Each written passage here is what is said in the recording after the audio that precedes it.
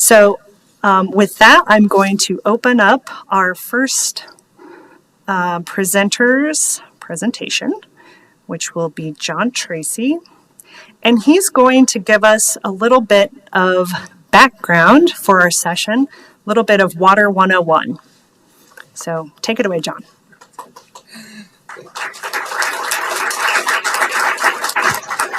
Thanks, Karen. When I get asked to do talks about water, we want you to give an introduction to water. It's sort of like H2O? I don't know. It's an interesting topic, and you can get, it's very difficult to cover in just an overview. So this is my shot at it. So the first thing I want to cover is just remembering how water moves through the environment, because as much as we've all learned, it's something sometimes it looks like we forget when we're involved in setting policy, planning, or management. And then kind of go into basically, where does Colorado's water come from? How does Colorado manage its water? And finally, what is Colorado's water used for? Because in a lot of discussions I've seen, it sort of gets addressed, but not to the level of detail that I think everybody needs to really look at and understand where our water is going within the state and also in leaving the state. So first, I'm going to start with the classic. Water moves in a cycle and is never created or destroyed. I don't know if most of you know this, but the water molecule is the most conservative molecule on the planet. There is no molecule like water where it is incredible amounts of energy to break the hydrogens from the oxygen, and it is incredible effort to make oxygen and hydrogen combine into water at the scale. So when you look at water and you start saying, how much water is on the earth? Well, it's how much water has ever been on the earth and will ever be on the earth. And in regards to this, we think of oxygen as something that, well, it's always here. There's been a measurable decline in the amount of O2 in the atmosphere in our lifetime. There has been no measurable decline in the amount of water. That just gives you a perspective of how conservative water is. And so if water is this conservative, it never vanishes. It's not like hydrocarbons. It's not like any other material we see as driving an economic engine. It is not truly consumable. We talk about consumption, but really we're just transforming water from a solid phase to a liquid phase to a vapor phase, and then the cycle continues. When we do this, we have to understand, we tend to look at our water problems as local, and so we tend to look at our water as kind of a local resource, and we extract it and use it. Oh, it's gone. It's not there. It's still in the cycle. But since it's in a cycle, anything we do has an impact through the entire cycle, at the local scale, at the regional scale, at the national scale, at the global scale. So this is one of these things we need to understand about water. Incredibly conservative substance. It never gets created or goes away. It just changes form, and anything we do to it permutates throughout the cycle as we continue. In terms of how much water is there, well, this is always fun. I'm sure you've all heard this one. 97.5% of the water on the earth is saline water in the ocean. Most of that is ocean, little bit of saline groundwater. So you're left with 2.5% of the Earth's resources in freshwater. And if you look at that, about 2/3 of that, a little over 2/3, is in glaciers, which is very difficult to get your hands on.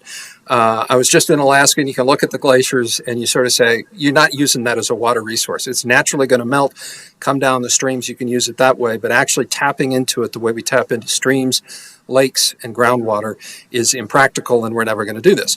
But something else to think about is that when we look at how long does water reside in each of these forms, ice caps and glaciers, centuries to millennia. It's there for a long time. Groundwater, years to millennia. When we look at the South Platte groundwater alluvium, that may be in there for years. The Ogallala, it's been in there for millennia. And when we look at the atmosphere, it's in there from days to weeks. We look at streams and lakes, it's hours to weeks to months.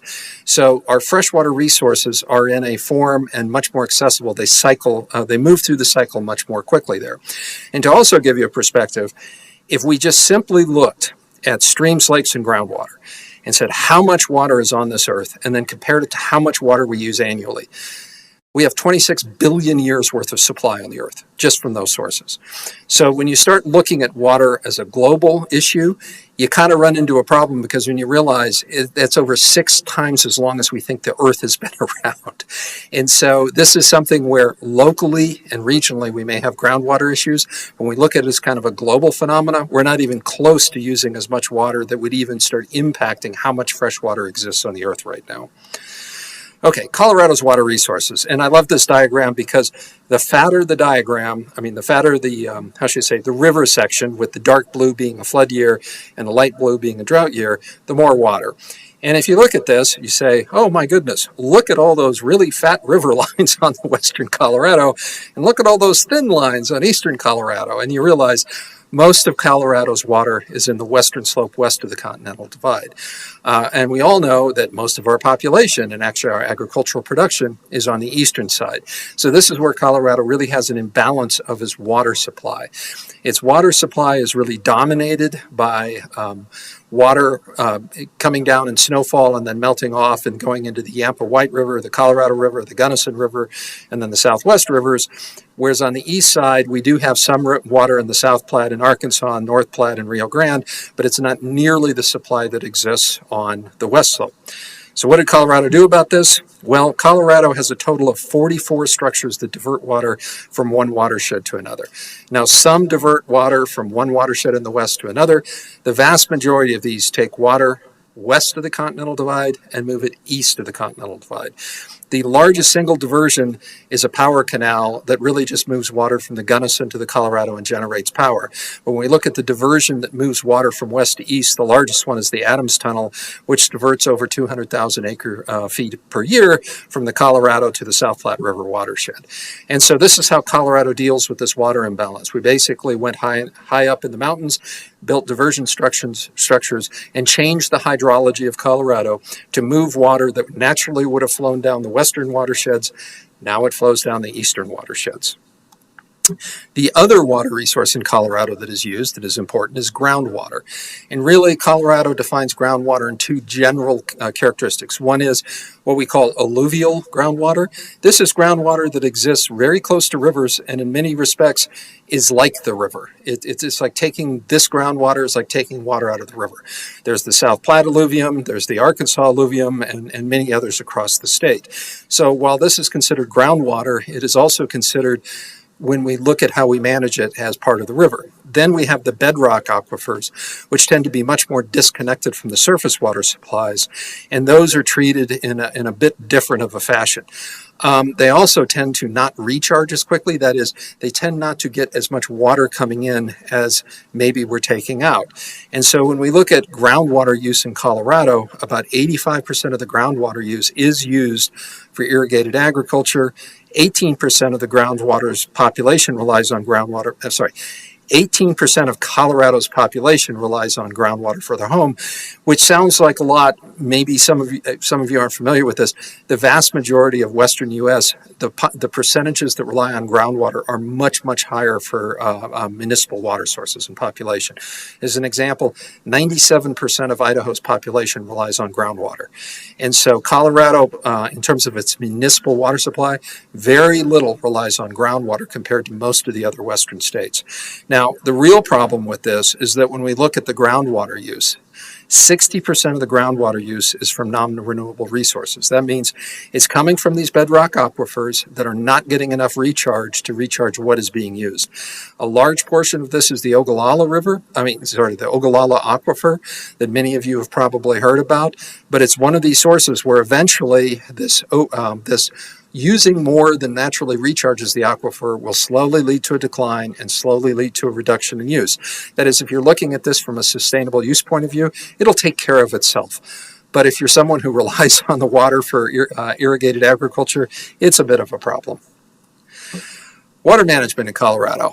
This is another one where I talked about the imbalance in water supply, with a large portion of the water supply coming from the west and a large amount of the demand being in the east. And we sort of address this through physical change in moving water from the west to the east.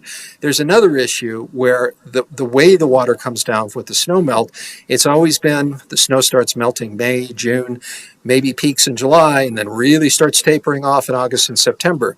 Well, a lot of agriculture and a lot of people in cities with lawns like to have water in August and September and even into October now. And so there's another way we modify the hydrology of the region, and that's through the construction of water infrastructure that basically slows down the movement of water as it moves down the channel. And if we start looking at this, basically you have this, most of the water in Colorado comes from snowpack. Snowpack starts melting and flow increases in the early summer. Then there are many, many reservoirs constructed around Colorado. Colorado itself doesn't have extremely large reservoirs, but it has a large number of smaller reservoirs that capture this water before it makes it down to where we would use it. And you can see examples of these when you go up in the hills. I mean, Dillon Reservoir obviously is a reservoir. Many, many reservoirs along up in the high country. This catches the water so it can be released later in the summer, so it sort of flattens out when the flow comes down. And then when it's released from the reservoir through the dam, basically we have ditches, pipelines, canal systems that divert the water from the river to the water use. In addition to that, we have groundwater pumpage that goes to the water use. Now, not all of this water is used. It flows through these ditches. Some of it seeps back to groundwater. Some of it just isn't used, and it wraps around and returns to the stream. And so any water that isn't used, the canals allow water that is not needed to be returned to the river. And so one of the interesting things, and I'll get to this at the end when we talk about water use, there's a term we're using now which is extracted water. That is the water that's taken out of the groundwater, the stream, the reservoir, and consumed water. And that's water that is actually evaporated and from a local perspective goes up in the air and then blows off to Kansas or Nebraska or wherever and is not available for use. And those are very different numbers because up until recently, the only use reported was what was taken out of a stream or groundwater or reservoir. Now there's much more information on what is actually consumed, and that becomes very useful to aid in water management. So, what is water management in Colorado? Well, going through this quickly, Colorado follows what most Western states follow, called the prior appropriations doctrine. What this means, and it's really important to understand this, because many times conversations get going where water rights get discussed as a property right. It is not a property right. If you have a property right, you own whatever that property is. All water in Colorado is owned by the state of Colorado, which means it's owned by the citizens of Colorado, which means the legislature has every right to change the rules. A lot of people don't understand this because it gets into some interesting discussions when people start conflating property rights with what is essentially, and this is a term I never get right, but is a usufructuary right. And basically what that means is having a right to use somebody else's property. That's what a water right is. And there are elements of defining a water right. And when you go out and want a water right, you're basically asking the state of Colorado, can I use your water? And they're going to ask you 5 questions. And they're going to say, what's the beneficial use of water? And the state defines that. And it's a very clear list of irrigated agriculture, municipal. Some states have in-stream flow as a beneficial use, others don't. And so the state defines what it considers a beneficial use of water, which is a requirement if you apply for a water right. Second, where do you want to divert this from? Is it a groundwater well? Is it a stream? Third, what area are you going to use it on? You can't just say, I'm going to take it out of the stream and figure it out later.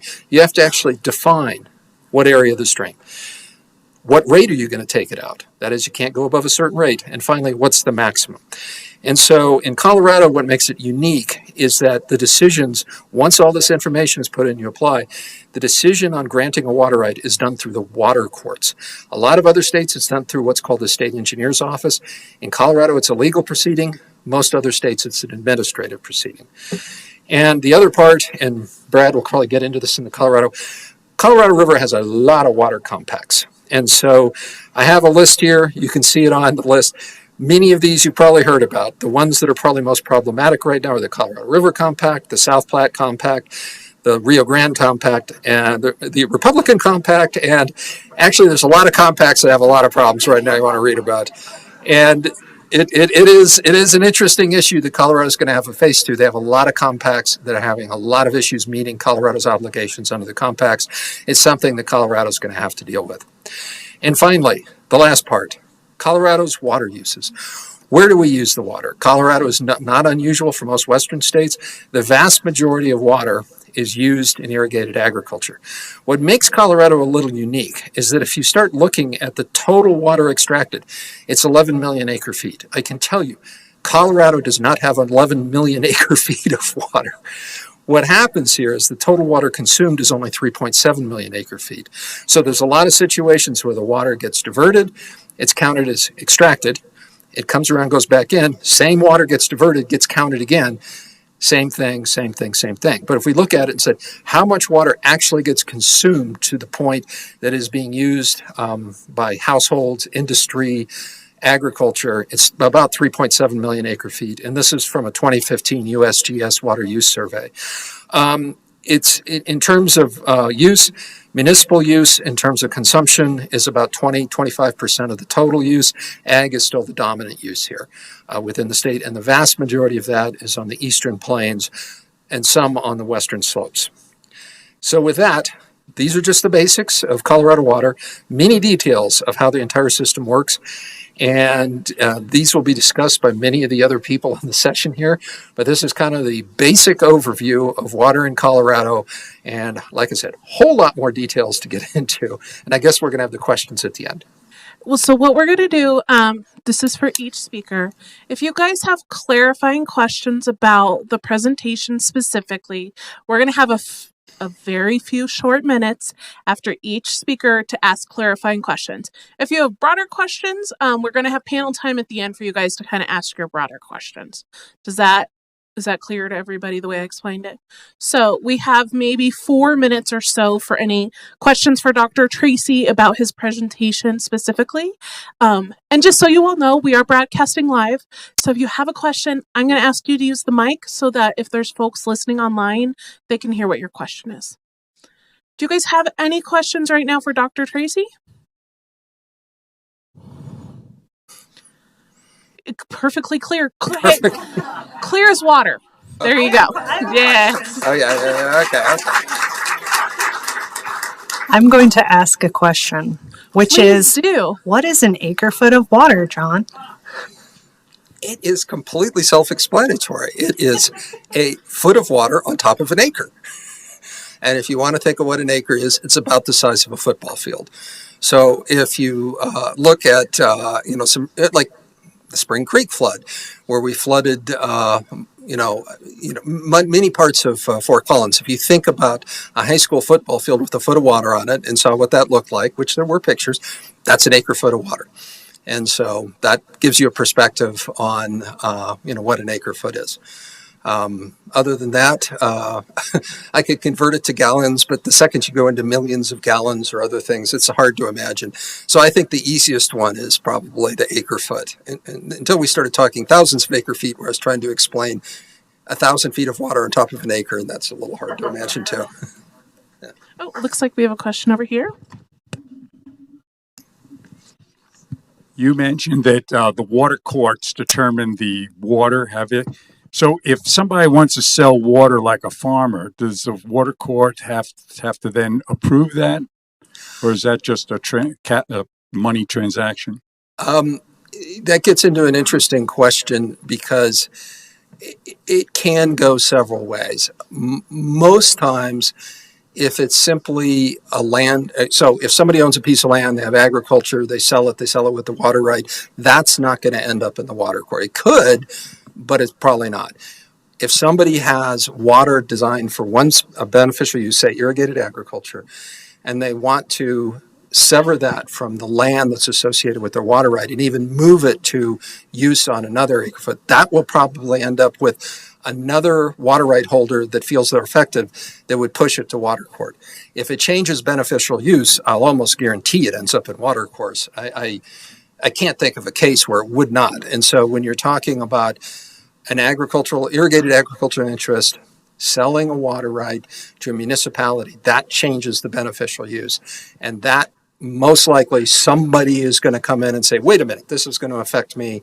And I have a right to continue mine. It'll affect my access to my water. Then they'll push it to water court and it'll end up in water court. In most other states, that process would be administrative with the state engineer's office. In Colorado, it's water courts. I thought I saw one more hand, and that's probably all we have time for before our next presenter. Go ahead. This is simple. But are these slides available to us? Yes, that's a very good question. So, what we will do, if you look at your agenda, let me hold one up. And if you didn't get an agenda, let me know. I'll get you one.